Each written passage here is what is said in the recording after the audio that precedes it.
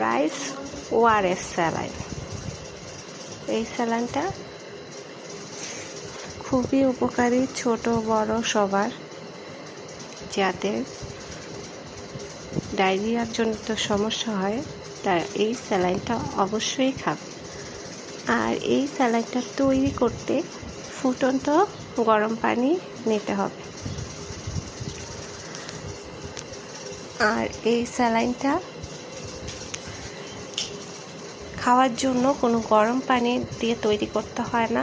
ফুটন্ত পানি ঠান্ডা করে তারপর এই স্যালাইনটা তৈরি করতে হয়। 250 পানি লেখা আছে প্যাকেটের মধ্যে কতটুকু পানি নিতে হবে। এই তো 250 লেখা আছে। এই অনুযায়ী একটা গ্লাসে পানি নিয়ে তারপরে স্যালাইনটা প্যাকেটটা কেটে আমি এখন ঢেলে দেব।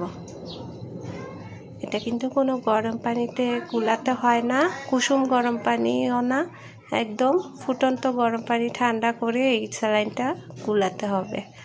তারপর ভালো করে নাড়তে হবে, নেড়ে চেড়ে এটা মিক্সিং করে দিতে হবে একদম সুন্দর করে, যেন কোনো দলা দলা দানা দানা ভাব না থাকে। সুন্দর করে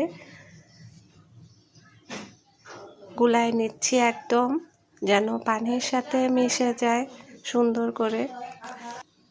এভাবে করে নেড়ে চেড়ে একদম মিশিয়ে নিতে হবে। তারপর এটা বাচ্চাদের পরিমাণ মতো খাইয়ে দিতে হবে, আর বড়দেরকেও এটা খাইয়ে দিতে হবে। এই স্যালাইনটা খেলে তাড়াতাড়ি অনেক উপকার পাওয়া যায়। পানি শূন্যতা রোধ হয় শরীরের, এবং ডায়রিয়া জনিত সমস্যাও তাড়াতাড়ি সেরে যায়।